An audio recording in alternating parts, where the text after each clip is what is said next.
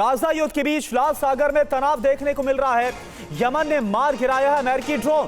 Defence system से अमेरिकी MQ-9 reaper drone को ध्वस्त किया गया। हूती विद्रोहियों का पूर्वी यमन में यह बड़ा हमला है जो सामने आया है।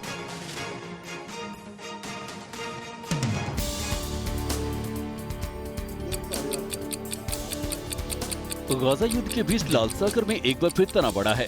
यमन के हूती विद्रोहियों ने अमेरिकी सेना के MQ-9 रीपर ड्रोन को मार गिराया है। इजरायल और हमास के बीच युद्ध के दौरान हूती विद्रोहियों ने एक बार फिर हमले तेज कर दिए हैं। यमन के सूत्रों के मुताबिक हवाई सुरक्षा ने पूर्वी यमन के मारिब गवर्नरेट में एक अमेरिकी MQ-9 ड्रोन को मार गिराया। अमेरिकी ड्रोन को उस समय निशाना बनाया गया जब वो एक मिशन पर था। मुंबई के घाटकोपर होर्डिंग हादसे में मुख्य आरोपी भवेश भिंडे को मुंबई क्राइम ब्रांच ने गिरफ्तार कर लिया है। उसे उदयपुर के एक होटल से गिरफ्तार किया गया है। बीती 13 मई को तेज आंधी और बारिश में मुंबई के घाटकोपर में एक विशालकाय होर्डिंग गिर गया था। इस हादसे में 16 लोगों की मौत हो गई थी, जबकि 70 से ज्यादा लोग घायल हुए थे। अब इस मामले में मुंबई क्राइम ब्रांच ने बड़ा एक्शन लिया है। मुंबई क्राइम ब्रांच ने मामले में मुख्य आरोपी भवेश भिंडे को गिरफ्तार कर लिया है। भवेश भिंडे घटना के बाद फरार चल रहा था, लेकिन गुरुवार को उसे राजस्थान के उदयपुर के एक होटल से गिरफ्तार किया गया है। आज पुलिस भवेश को कोर्ट में पेश करेगी। गुजरात के सूरत से गिरफ्तार मौलवी सोहेल ने पूछताछ में कई बड़े खुलासे किए। आरोपी ने कई हिंदुवादी नेताओं को धमकी दी। सूरत से पकड़े गए मौलवी सोहेल अबू बकर सहित कुल 3 लोगों की गिरफ्तारी के बाद बड़ा खुलासा हुआ है। आरोपी पाकिस्तानी नंबर इस्तेमाल कर देश के कई लोगों को धमकियां देता था। जिन लोगों को धमकियां दी गई उनमें पंजाब के कई हिंदुवादी नेता शामिल हैं। उसने बहुत सारे लोगों को धमकी दिया है, पंजाब के लोगों को भी धमकी दी है, बॉम्बे के लोगों को धमकी दिया है, और वो भी सब बहुत सारे अपने को नाम मिल रहे हैं जिसको इसने धमकाया। और बहुत सारी ऐसी घटनाएं उस कंसर्न स्टेट में रिपोर्ट भी हुई हैं, तो उन सारे स्टेट पुलिस के साथ भी हम लोग कांटेक्ट कर रहे हैं। अभी मामले की जांच अब नेशनल इन्वेस्टिगेशन एजेंसी भी कर रही है। पश्चिम बंगाल के संदेश खाली मामले में ईडी ने बड़ी कार्रवाई की है। आरोपी शेख शाहजहां समेत कई लोगों की करोड़ों की संपत्तियों को जब्त किया गया है। महिला उत्पीड़न के आरोपी शेख शाहजहां, उसके दोनों भाइयों और एक बेहद करीबी समेत कई अन्य आरोपियों की 14 करोड़ की संपत्ति जब्त की है। शेख शाहजहां के बेहद करीबी शख्स शिव प्रसाद हाजरा की प्रॉपर्टी और बैंक अकाउंट अटैच किए गए। बता दें कि जमीन कब्जाने के मामले में दर्ज PMLA के तहत ईडी ने ये कार्रवाई की है। जब्त प्रॉपर्टी संदेश खाली में लोगों की जमीन पर जबरन कब्जा कर बनाई गई थी, जिसे जब्त किया गया है। इस मामले में अब तक ईडी ने 288 करोड़ चल अचल संपत्ति प्रोसीड ऑफ क्राइम के तहत चिन्हित की है और 4 आरोपियों को गिरफ्तार किया है। पश्चिम बंगाल बीजेपी अध्यक्ष सुकांत मजूमदार ने कहा है कि संदेश खाली माहौल अब भी खराब है। संदेश खाली में बीजेपी ने मांग की है कि सीबीआई को और सक्रिय होना चाहिए। वहीं तृणमूल कांग्रेस प्रचार पर झूठे प्रचार का आरोप भी लगाया। माहौल अभी भी बहुत खराब है, पुलिस कुछ नहीं कर रही है, सीबीआई को और भी ज्यादा एक्टिव होना चाहिए। महिलाओं के साथ वहाँ पे बर्बरता हो रही है। और अभी टीएमसी के एक पंचायत समिति के मेंबर ने भी उन्होंने बयान दे चुके हैं कि जो तृणमूल कांग्रेस प्रचार कर रही है वो झूठ है। सच में महिलाओं के साथ ऐसा हुआ है और महिलाओं के साथ पताराना हुई है और इसका जस्टिस मिलना चाहिए।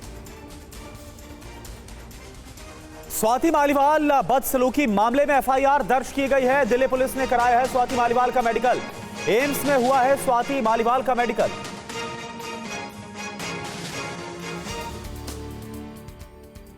आम आदमी पार्टी की राज्यसभा सांसद स्वाति मालीवाल से सीएम आवास पर बदसलूकी के मामले में FIR दर्ज होने के बाद दिल्ली पुलिस ने देर रात स्वाति मालीवाल का मेडिकल परीक्षण कराया। दिल्ली पुलिस गुरुवार रात करीब 11 बजे स्वाति मालीवाल को लेकर दिल्ली पुलिस एम्स पहुंची और मेडिकल होने के बाद स्वाति करीब 3:30 बजे अपने घर पहुंची। मामले में राष्ट्रीय महिला आयोग ने आरोपी विभव कुमार को नोटिस भेजकर आज तलब किया है। विभव पर सीएम आवास में स्वाति के साथ बदसलूकी और मारपीट करने का आरोप है। इससे पहले स्वाति मालीवाल ने अपनी लिखित शिकायत में विभव कुमार पर मारपीट का गंभीर आरोप लगाया।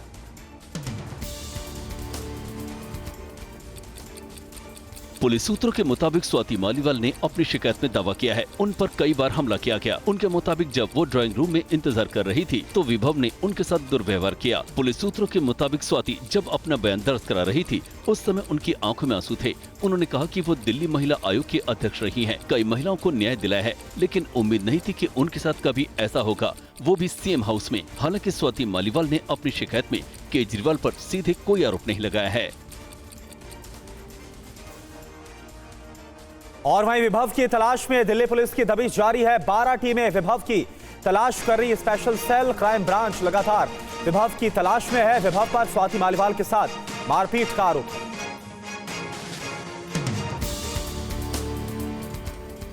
स्वाति मालीवाल के बयान के बाद दिल्ली पुलिस ने केस दर्ज कर एक्शन शुरू कर दिया है। देर रात दिल्ली पुलिस आरोपी विभव कुमार के घर पहुंची। विभव घर पर मौजूद नहीं था। दिल्ली पुलिस की स्पेशल सेल और क्राइम ब्रांच की टीम विभव की तलाश में जुटी है। पुलिस विभव की लोकेशन ट्रेस कर रही है। स्वाति मालीवाल की शिकायत पर सिविल लाइंस थाना पुलिस ने केस दर्ज किया है, लेकिन विभव की गिरफ्तारी की जिम्मेदारी स्पेशल सेल और क्राइम ब्रांच को सौंपी गई है। स्वाति मालीवाल ने 13 मई को पुलिस पीसीआर को भी कॉल कर मामले की जानकारी दी थी। स्वाति मालीवाल से मारपीट के मामले में बीजेपी ने दिल्ली के सीएम अरविंद केजरीवाल से सवाल किया।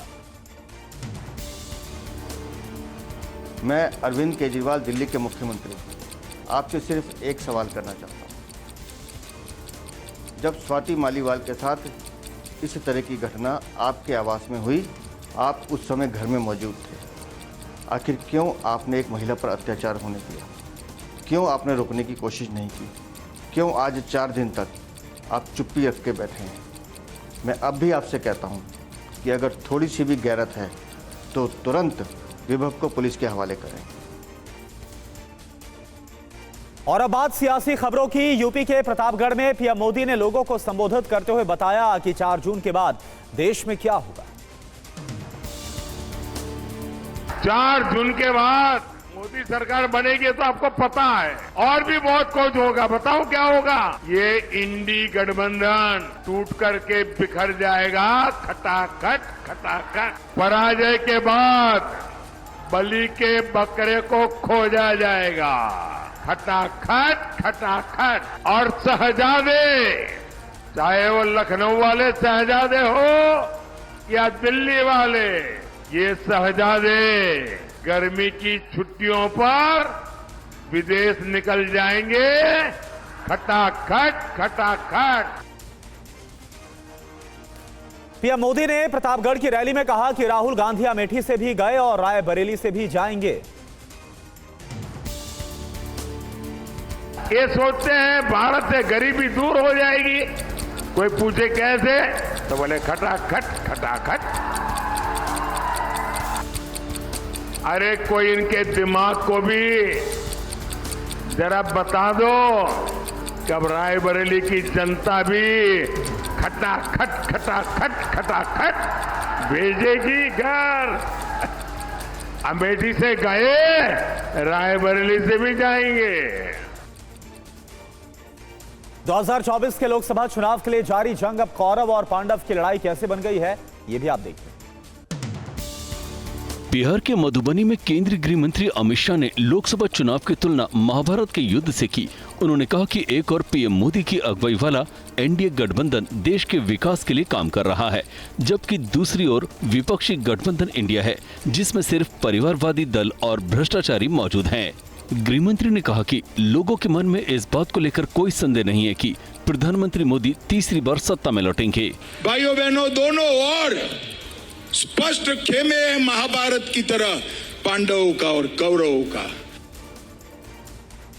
अयोध्या में राम मंदिर के बाद अब अमित शाह ने भव्य सीता मंदिर बनाने की बात कही है। अमित शाह ने सीतामढ़ी की जनता से सीता मंदिर बनाने का वादा किया है। और ये जो अपने आप को राम लल्ला के मंदिर से दूर रखे हैं, वो नहीं बना सकते।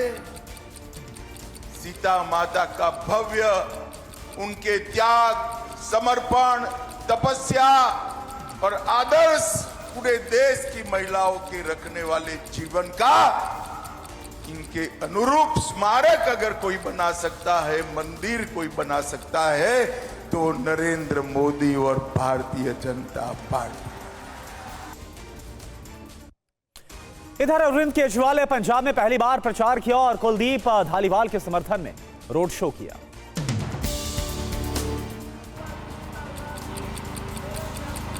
दिल्ली के मुख्यमंत्री अरविंद केजरीवाल ने गुरुवार को पंजाब में प्रचार किया। जेल से बाहर आने के बाद उनका ये पहला पंजाब दौरा है। अमृतसर में केजरीवाल ने पंजाब के सीएम भगवंत मान के साथ रोड शो किया और पार्टी के उम्मीदवार कुलदीप धारीवाल के लिए वोट मांगे। इस दौरान सीएम केजरीवाल ने कहा कि झाड़ू का बटन दबाएंगे तो मुझे जेल नहीं जाना पड़ेगा। इससे पहले केजरीवाल और भगवंत मान ने स्वर्ण मंदिर में मत्था टेका। इसके बाद उन्होंने दुर्ज्ञाना मंदिर में दर्शन किए और पूजा अर्चना की।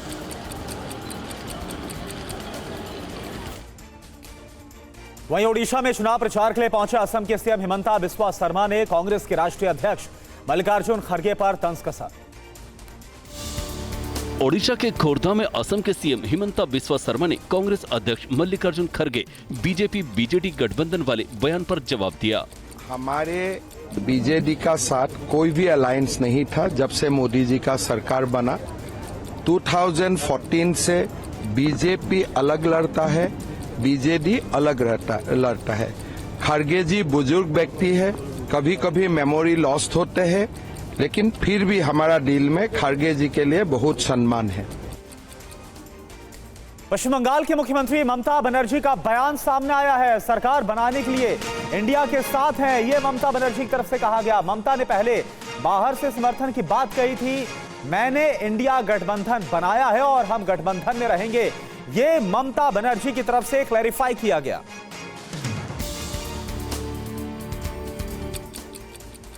पश्चिम बंगाल की मुख्यमंत्री ममता बनर्जी ने सोशल मीडिया के जरिए विपक्षी गठबंधन इंडिया में रहने को लेकर अपनी बात रखी।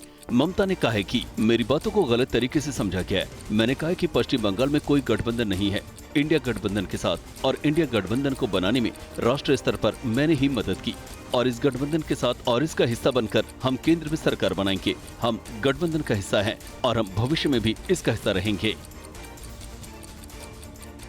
अमित शाह के जम्मू कश्मीर दौरे का दूसरा दिन, अमरनाथ यात्रा व्यवस्था की समीक्षा बैठक की अध्यक्षता करेंगे अमित शाह। स्थानीय नेताओं के साथ बैठक भी करेंगे अमित शाह।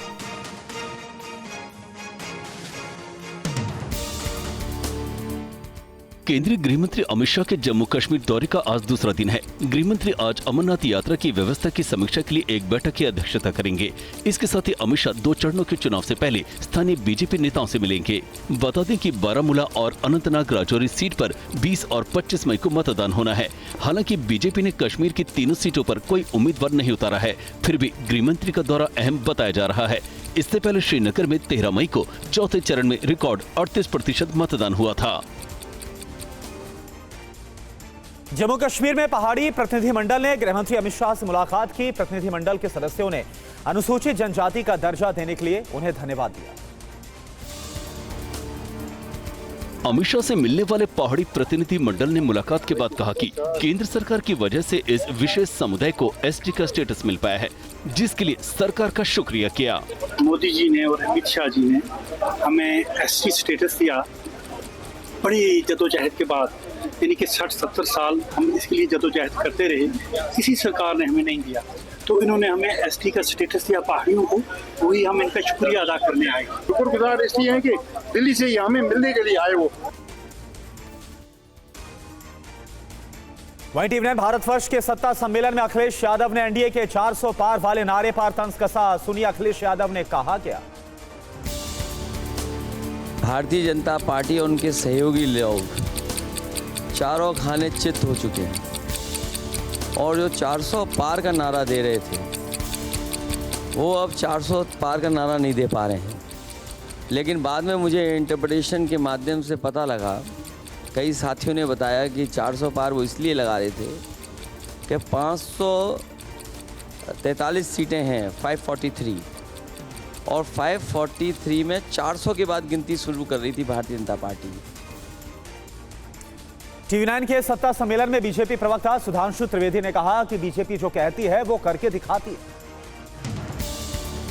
है। मोदी जी को पूर्ण बहुमत मिल गया है, इस दावे का आधार क्या है? हमारे दावे हमेशा लोगों को जल्दी समझ में नहीं आते हैं। जब 2014 था, हमने कहा 272 पार करेंगे, कितने लोग मानते थे? 272 पार किया। 2019 में कोई सर्वे दिखाइए जो हमें 270 भी दे रहा हो। हमने कहा 300 पार करेंगे, 300 पार किया। बंगाल में हमारी 2 सीटें थीं। अमित शाह जी राष्ट्रीय अध्यक्ष, उन्होंने कहा 20 आएंगी। जब उन्होंने प्रेस कॉन्फ्रेंस में बोला था, लोग कटाक्ष भरी मुस्कान से मुस्कुरा रहे थे। 18 आई। तो जो कहा है वो संकल्प करके दिखाते हैं इस आधार के ऊपर। और TV9 भारतवर्ष के सत्ता सम्मेलन में AIMIM चीफ असदुद्दीन ओवैसी ने कहा है कि 400 सीट आने के बाद बीजेपी सबसे पहले संविधान को बदलेगी और आरक्षण खत्म कर देगी। वो जब बात कर रहे हैं तो वाइस प्रेसिडेंट ऑफ इंडिया के तहत बात कर रहे हैं। उन्होंने कहा कि संविधान में बेसिक स्ट्रक्चर है ही नहीं, तो उसका मतलब क्या निकालेंगे हम? डिप्टी सीएम राजस्थान की, जिसका आपके चैनल ने चलाया कि अगर हमको 400 आएंगे तो मोदी जी वो कर देंगे, उन्होंने बोला ये बात। कई उनके एमपीज ने कहा बात ये। तो ये जो मैसेज गया है ना कि 400 पार का मतलब आरक्षण चला जाएगा या संविधान बदल दिया जाएगा या बेसिक स्ट्रक्चर चला जाएगा, ये बात जा चुकी है। ये बात गरीब के दिलों में जा चुकी।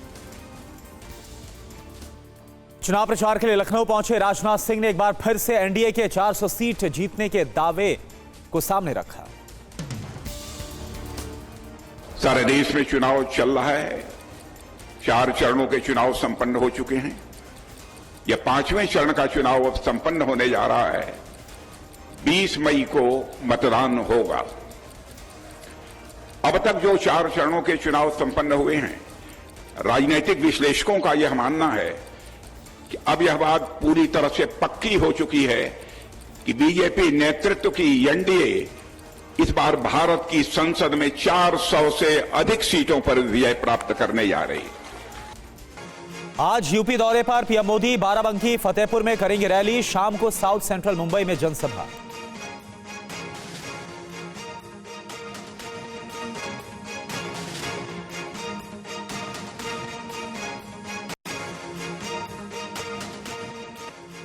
दिल्ली के भलसवा डेरी इलाके में एनकाउंटर हुआ है। हिमांशु भाऊ गैंग का शूटर अजय ढेर किया गया है। तिलक नगर फायरिंग केस में आरोपी था अजय।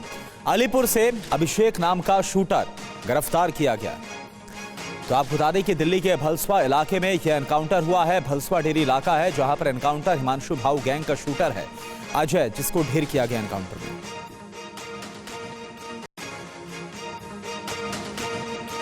घाटकोपर होर्डिंग हादसे से जुड़ी बड़ी खबर। मुख्य आरोपी भावेश भिंडे उदयपुर से गिरफ्तार हो गया है। मुंबई पुलिस क्राइम ब्रांच ने गिरफ्तार किया।